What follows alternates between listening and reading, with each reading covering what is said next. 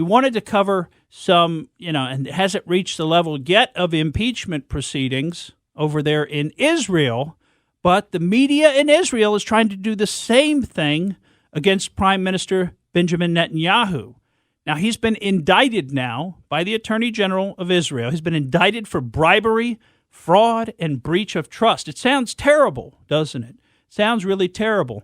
But when you dig into what he actually is alleged to have done, it's really not very bad at all. In fact, it kind of parallels what they're doing to President Trump. I mean, okay, so he accepted a bunch of cigars and some fine alcohol, some champagne and other things over a long period of time. He accepted cigars. I mean, that's bribery. That's it? That's one of the charges. They have 3 charges. That's one of them. Another charge was that he had some dealings with Israel Hayom, which is a newspaper in Israel that's owned by Sheldon Adelson, and that as part of that, he had potentially made a deal with them for favorable coverage, but they never followed through. There was no deal actually struck. But there was a discussion, allegedly, that perhaps something could be done to receive more favorable coverage.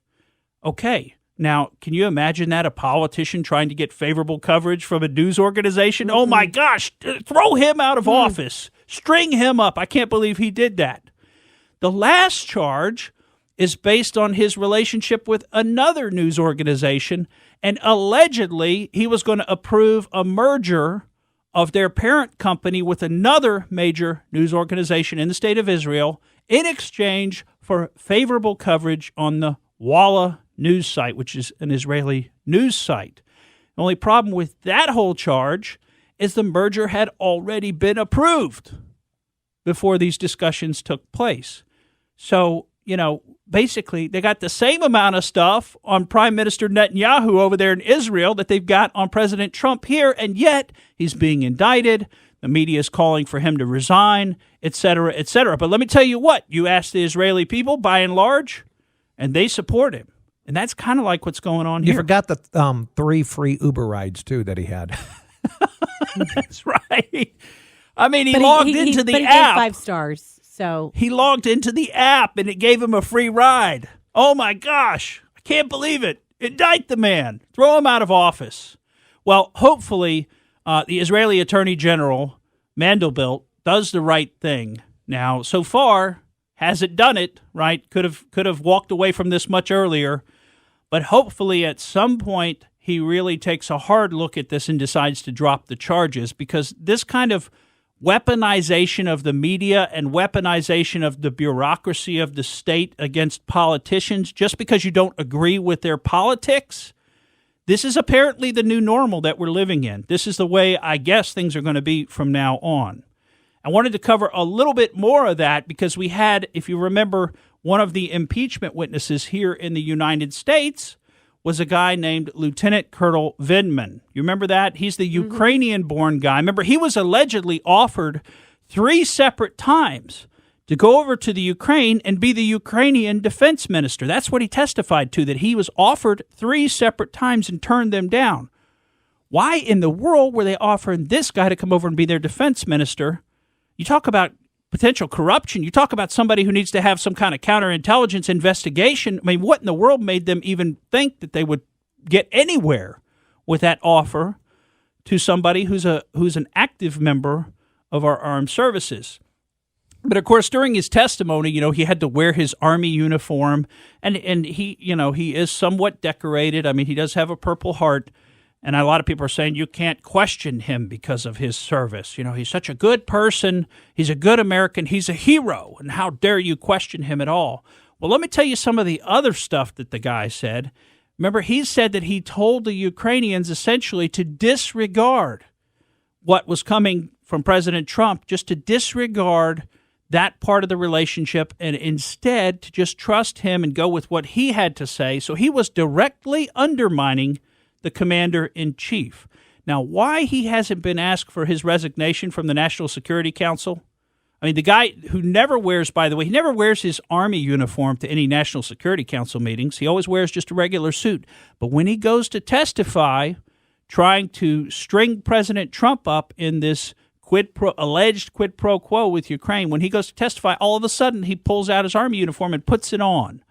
I mean, that to me, I am surprised, and I really hope that the Pentagon does something about his insubordination to the commander-in-chief and his attempt to use his rank and his military uniform to bolster his testimony against the commander-in-chief.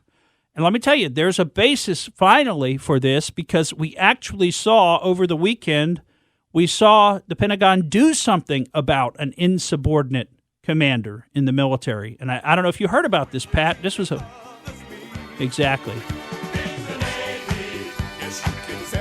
Oh, yes, I heard about this. Well, all right, folks, if you didn't hear about this, let me tell you just a little bit about it. The guy who was the Secretary of the Navy, Richard Spencer, also used to be, by the way, a Goldman Sachs executive, but the Secretary of the Navy had allegedly gone to the White House, and apparently this has now been established to the level with which the Secretary of Defense feels comfortable acting on the information. Now, Richard Spencer, the Secretary of the Navy, was not saying any of this publicly. In fact, he was taking different public positions.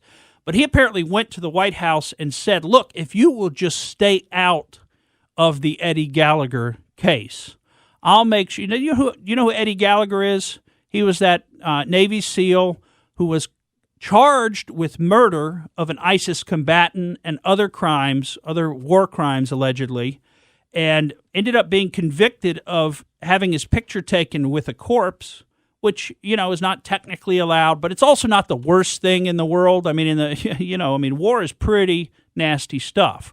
So he allegedly got his picture taken, and I guess that was established and that was proved.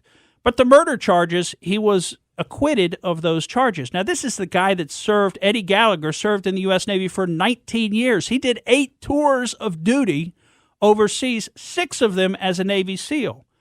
He's one of the best SEAL operators on the planet, and those are some great operators. And Pat, as you know, how tough that Special Forces guys are and how tough their job is. And there aren't many of them. And a lot of people just frankly can't do it. They're not cut out for it. So now here's one of our best war fighters, one of the best, and they're bringing down all this negative power of the administration of the U.S. Navy onto him. And so what they were going to do is they were going to force him to retire, demote him, take away his trident. In other words, take away his ability to say he was a Navy SEAL. I mean, what an insult to this man after what he's done for this country. Well, the Secretary of the Navy went in and said, White House, President Trump, if you'll stay out of it, I'll make sure he gets to retire with his trident. Excuse me? Who do you work for, buddy? You're talking to the commander-in-chief. If I'll stay out of it? And this got back to the SecDef, the Secretary of Defense, Mark Esper, and Esper yanked him. He said, you're fired. Give me your resignation right now. I've lost confidence in you. You have been insubordinate. You cannot go to your commander and try to cut some side deal. And by the way, he didn't even run it through the SecDef. He didn't even run it through the Pentagon, what he was doing on the side. He just decided he was going to be in charge. He was going to make the decision.